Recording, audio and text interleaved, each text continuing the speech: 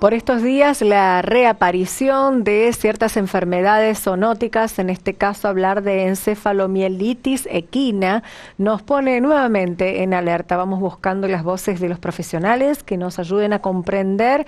Sabemos que es algo que se ha reflotado, que en un momento existía, después nuestro país no tuvo casos y ahora otra vez tenemos la pena de contar con estos casos. ¿Qué pasa con los humanos? Otra de las preocupaciones, más allá de lo que pueda pasar a nivel animal, es qué pasa con el hombre que se vincula con estos animales. Por eso seguimos buscando las voces de los profesionales. La doctora Marta Santi, la conocemos, le agradecemos nuevamente, esta especialista en infectología, que volvamos a encontrarnos para hablar de este tema. En este caso, ¿cómo estás, Marta? ¿Qué tal? Muchísimas gracias por la invitación. Bueno, como siempre, estas cosas nos ponen un poco a la defensiva, vulnerables, otra vez estas cuestiones zoonóticas, ¿no? Que cuando uno ve que solamente le pasa a los animales, tiene un grado de preocupación. Cuando el hombre se vincula con el animal, en este caso el caballo, que es tan precioso, preciado, no solamente a nivel empático, sino que ahora estamos hablando de actividades lúdicas, estamos hablando de terapias con animales. Bueno, ¿cuánto impacta a la hora de hablar de enfermedades que también vinculan a las personas? Bueno, pueden o no vincular a las personas, en este caso las encefalitis. A ver, la familia, vamos a empezar por atrás. Sí, por supuesto, doctora, claro. Las virosis, estas que afectan a los caballos, indirectamente sí pueden afectar a los humanos. En general son enfermedades o subclínicas o enfermedades que no tienen gran trascendencia para los humanos, estos dos tipos de virus. Esta familia de alfavirus, este género de alfavirus, esta familia se llama Tobaciviridae, no tendrían gran trascendencia en la clínica humana porque hay muy poco porcentaje que pueden presentar encefalitis graves. Bien. En adultos.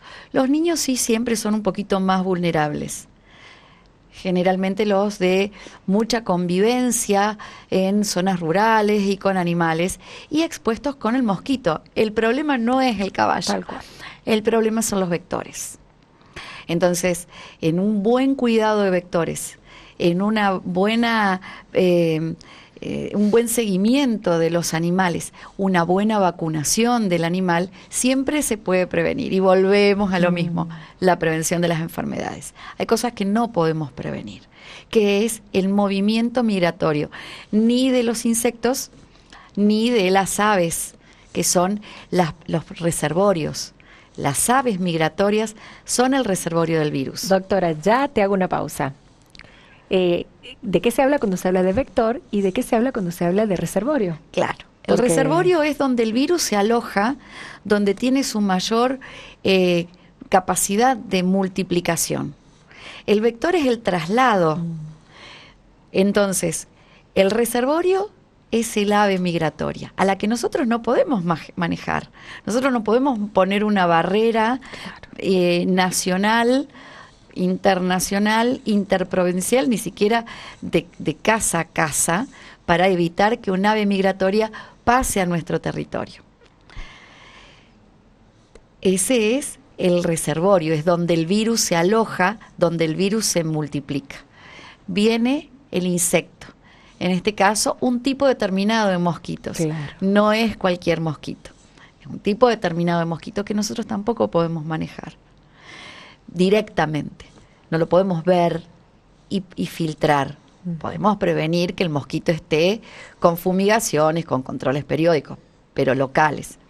El mosquito pica al ave, el ave que está con el ave reservorio, succiona y succiona la sangre de un mosquito, de un ave infectada. Entonces ese mosquito, cuando vuelve a picar, deyecta en el equino, en este caso. En el equino, en algunos roedores, en otros mamíferos y a veces en humanos. Claro. ¿Está? Y cada uno de los picados va desarrollando la enfermedad de acuerdo a un tenor de carga viral? ¿Por qué afecta al equino y no en la misma consideración a los otros animales? Cada virus tiene una característica genómica especial que hace que se replique o no en determinado tipo de células. Y cada mosquito incluso tiene la capacidad, por eso no son todos los mosquitos, por eso tenemos el Aedes aegypti para el dengue, para el chikungunya o el Zika, y tenemos otro tipo de mosquitos para este tipo de virus. Nosotros tenemos, la biología es tan amplia, tan variada y tan específica que no es la mosca, que nos parece que son todos los insectos iguales, pero las moscas no son iguales, los mosquitos no son iguales, los roedores no son iguales, y los ciclos replicativos tienen exigencias especiales. Entonces, el virus de los equinos no es lo mismo que el virus que puede picar o que puede afectar a otro tipo de mamífero, por ejemplo. Tal cual. Es más, los humanos picados pueden padecer la enfermedad, pero no la transmiten. O sea, de humano a humano no hay una transferencia viral. ¿Y del equino al humano? Y a través de los vectores. Pero no del contacto. Del contacto directo.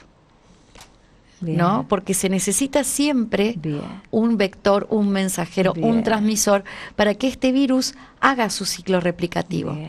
Bien. Marta, ¿qué le provoca? O sea, cuando hablamos de una encefalomielitis, ¿es lo mismo ese término para el humano o eso será solamente en equinos?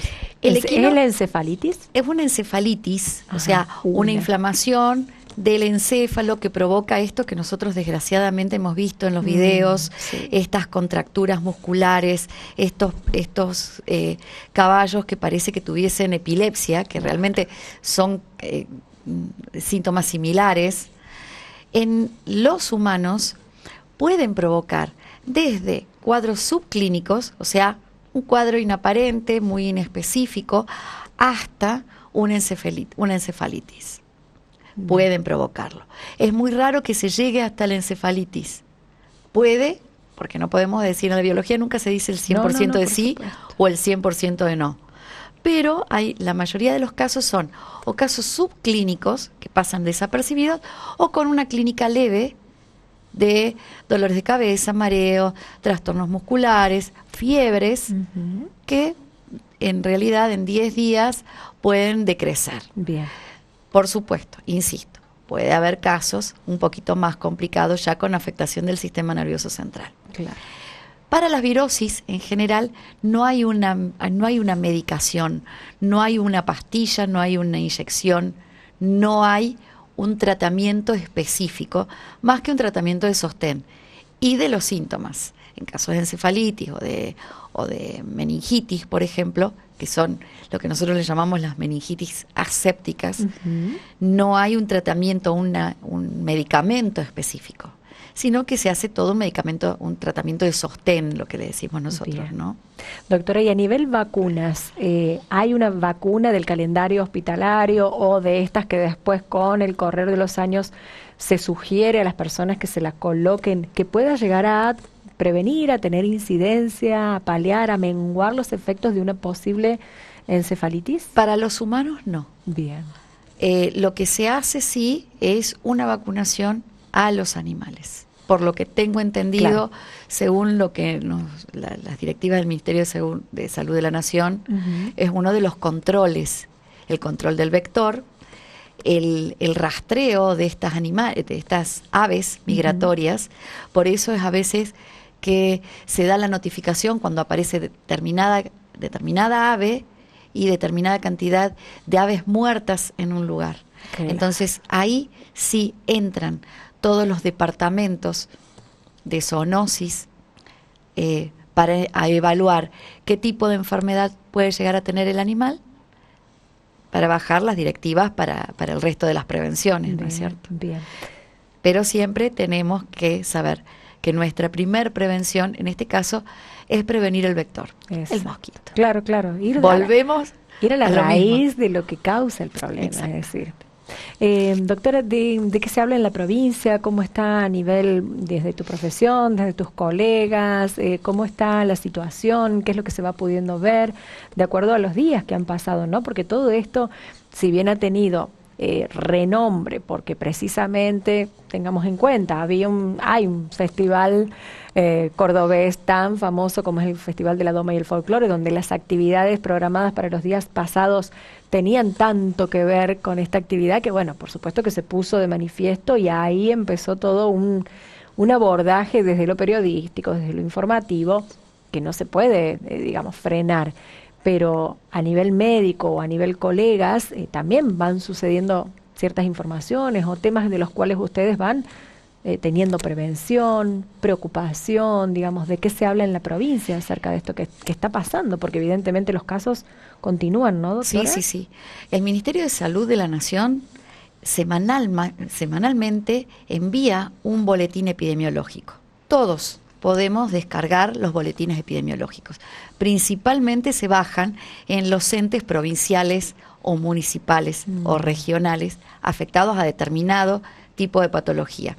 Y las sociedades, en este caso, por ejemplo, la Sociedad de Infectología de Córdoba, por ejemplo, nos ha hecho llegar a quienes estamos en contacto y en redes ciertas normativas, claro, o cierta información que puede estar en base a la vigilancia epidemiológica, de decir, bueno, miren, ante determinada cantidad de pacientes con esta cantidad de síntomas o estos síntomas, no se olviden de pensar en esto, ¿no? O sea, considerar como vigente, que esto está en este tipo de regiones. Bien. Tenemos que pensar que son zoonosis, entonces las enfermedades también van a depender en dónde nosotros estemos viviendo.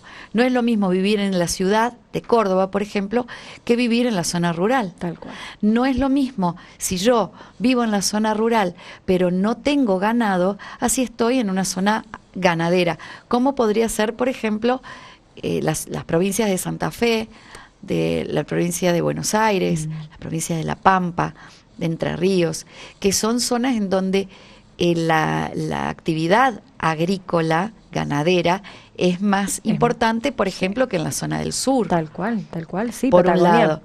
No es pensar en el caballo precisamente, o no es pensar en la ganadería a este nivel, sino claro, que hay otras economías regionales que van determinando la zona. O las vigilancias también de los vectores. Exacto. En el sur no hay mosquitos. Propagación, claro, ¿no? Claro. Entonces, no son los climas adecuados para que se den estas condiciones. También tenemos que pensar que geográficamente estamos limitados a la presencia o no de los vectores.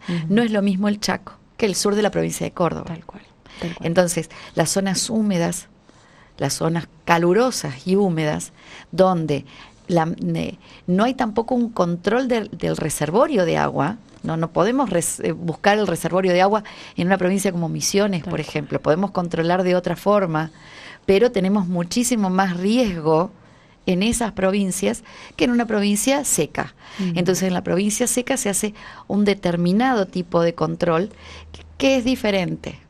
Yo tuve la posibilidad de hablar con un veterinario por ejemplo, de la ciudad de Junín, provincia de Buenos Aires. Entonces ellos tienen una visión local que tal vez es diferente a la que, siendo poblacionalmente similares Junín con Río Tercero, la visión de ellos no es la visión nuestra. Tal cual. Y la prevención que hace ante determinadas enfermedades no es la nuestra. Entonces, esas regionalizaciones de las prevenciones hacen que pongamos foco o no. Nosotros en Córdoba tenemos el problema de los espectáculos, ¿no? Tal cual. De hecho, la doma, la jineteada, es muy característico de esta zona. Exactamente. No solamente de la ciudad de Río Tercero, sino, bueno, de cuando uno habla, ¿no? De destrezas criollas. Bueno, hay espectáculos que son centrales, neurálgicos en el país, y en otras regiones también pasa lo mismo. Entonces, la prevención que hace SENASA, la cautela, tener los animales vacunados en tiempo y forma, no llegamos con la fecha, bueno, estas cosas nos hacen hablar del tema.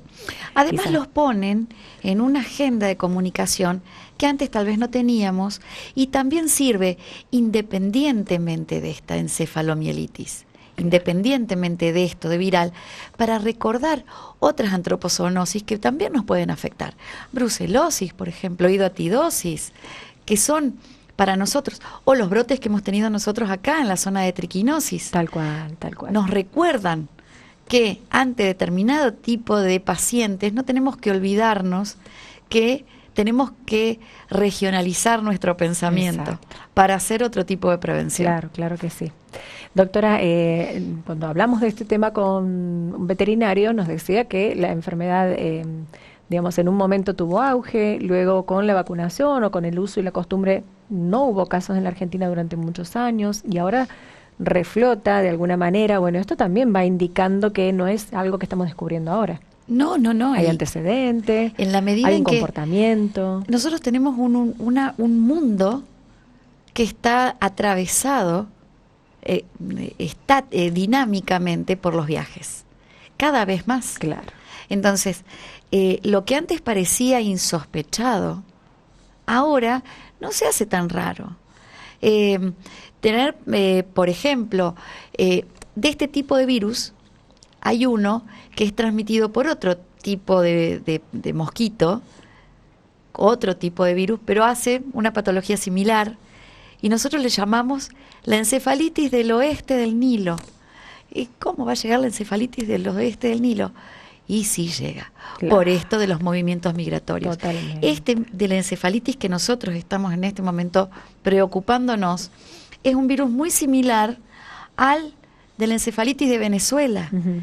Y antes, que parecía tan lejano, nosotros tenemos que la humanidad le va ganando terreno a la naturaleza, nos vamos metiendo nosotros en ecosistemas que no son de humanos. De hecho, cuando hablamos de la rabia también nos explicaban, antes pensar que el murciélago pudiese urbanizarse, ahora tenemos lo urbano y lo rural, nada, una línea nos divide, y entonces aparecen estas cuestiones. La civilización ha ido mutando en sus vectores. Antes, bueno, todo lo que eran los roedores urbanos llevaban mucho tipo de enfermedades y eran un riesgo. Ahora hemos controlado, gracias a las cloacas, al agua potable, al saneamiento ambiental, hemos controlado, si bien no han desaparecido, pero hemos controlado a los roedores. Entonces, ese tipo de enfermedades también las hemos desestimado por ahora, nosotros, en las ciudades. En algunas, a veces, esto de las catástrofes locales reverberan cierto tipo de enfermedades, por ejemplo, pero por esto de que la biología es un sistema dinámico de control y de prevención.